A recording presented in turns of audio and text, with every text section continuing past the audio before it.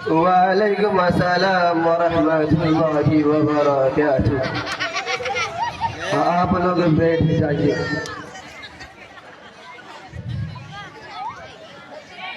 بیٹا، میں اپنی زندگی گزار چکا ہوں، اب تو میری صحت کمزور ہو چکی ہے، صبح سے میری طبیعت خراب لگ رہی ہے، اب تو ہم پک گئے ہیں، پکے ہوئے پھلوں کا کیا ٹھکانا۔ اچھا ہوا کہ تمہاری تمام بہنیں یہاں موجود ہیں، زندگی کا کیا پتہ، کوئی ٹھکانا نہیں ہے، اسی لیے میں چاہتا ہوں کہ اپنی زندگی کی اپنی جائیداد تمہاری درمیان تقسیم کر دوں اور تمہیں اچھی خاصی جائیداد مل جائے گی، مگر یہ تمہاری ذمہ داری ہے کہ تم اپنی بہنوں کو کسی طرح تیار کرو کہ اپنی دستبردار ہو جائے، ورنہ کیا ہوگا ابا جان؟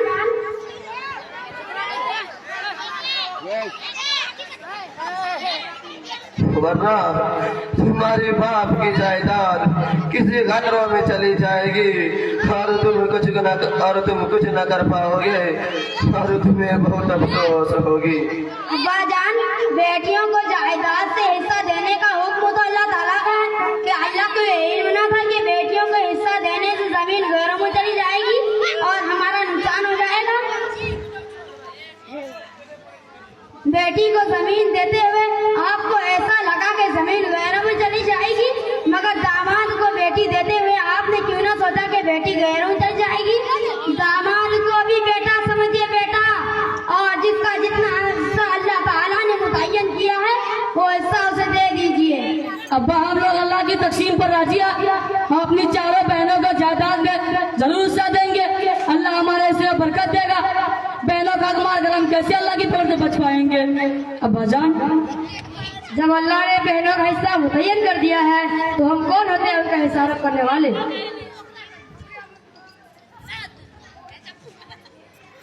بیٹا، یہ میں نے جو کچھ بولا ہے وہ تمہاری بھلائی کے لیے بولا ہے۔ جائیداد بہت قیمتی ہوتی ہے، میں نے خون کو پسینہ بہا کر یہ زمینیں بنائی ہے، اپنے بیٹے کو آرام پہنچانے کے لیے یہ جائیداد جمع کیے ہیں۔ بیٹے، یہ ساری زمین تمہارے ہاتھ سے نکل جائے گی، اب تم لوگ جو مناسب سمجھو وہ کرو، جو مجھے کہنا تھا وہ کہہ دیے۔ اب کہ میری 80 سال ہو گیا ہے، آج تک ہم نے اپنے گاؤں میں کسی کو بیٹی کو جائیداد میں حصہ دیتے ہوئے نہیں دیکھا، حالانکہ ہمارے گاؤں میں کتنے نیک اور ایماندار لوگ ہیں، کتنے نیک اور ایماندار لوگوں کی کمی نہیں ہے، کتنے عالم و فاضل اور مفتی ایسے ہیں جنہوں نے وراثت میں اپنی بہنوں اور بیٹیوں کو جائیداد میں حصہ نہیں دیا۔ اسی لیے مجھے اندازہ تھا کہ تم لوگ بھی کچھ اسی طرح کا فیصلہ کرو گے، اسی لیے میں نے کچھ دن پہلے ایک مولوی صاحب سے اسی سلسلے میں بات کی تھی۔ انہوں نے مجھے بتایا تھا کہ بیٹی کو ماں باپ اور بھائی کی عمر بہت کچھ لیتے رہتے ہیں، اسی لیے جائیداد میں حصہ نہ بھی دیا جائے تو کوئی حرج کی بات نہیں۔ بہرحال تم لوگ جو کرو، میں نے تو صرف ایک رائے دی تھی۔ ابا، آپ ہمیں معاف کر دیں، آپ کی محبت اور خیرخواہی میں کوئی شک اور شبہ نہیں، مگر الحمدللہ ہم تینوں بھائیوں نے علاقے کے مشہور و معروف دینی ادارہ جامعہ سیدنا بلال رضی اللہ عنہ سے تعلیم حاصل کیا۔ ہمارے استاد محترم جناب مولانا نور الدین احمد علی صاحب نے وراثت کے بارے میں بہت تفصیل سے بتایا ہے، اس لیے ہم نے عہد کیا کہ ہم اسلام کے تمام احکامات پر پورا عمل کریں گے، چاہے ہمیں پیدا ہو یا نقصان، ہم اللہ کی ذات پر پورا بھروسہ رکھیں گے۔ اگر ہم مسلمان ہیں نا، اگر ہم بہنوں کو جائیداد میں حصہ دے دیں گے تو اللہ ہم سے راضی ہوگا اور ہمارے رزق میں برکت دے گا۔ بہنوں کا کمال کر ہم کیسے اللہ کے پیسے بچ پائیں گے؟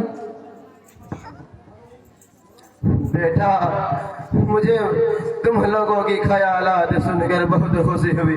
اللہ مجھے معاف کرے, اللہ مجھے معاف کرے. نہ جانے یہ شیطانی خیالات ہماری دل و دماغ میں کہاں سے آ گئی کہ بیٹیوں کو ان کے سارے حق سے محروم کر دیا جائے. بیٹا مجھے تم لوگوں پر فضل ہے, تم لوگوں نے دین اسلام کو صحیح صحیح سمجھا. واقعی میں تم لوگ مسلمان ہو, نام کے نہیں. بیٹا میرے ہدایت کے لیے دعا کرنا, اللہ مجھے شیطانی وسوسوں سے محفوظ رکھے. آخر بیٹی تو میری اولاد ہے نا. اللہ مجھے معاف کرے, یہ میں نے کیا بول دیا. اللہ مجھے معاف کرے, اللہ میری گناہوں کو معاف کرے, اللہ میری گناہوں کو معاف کرے, اللہ میری گناہوں کو معاف کرے.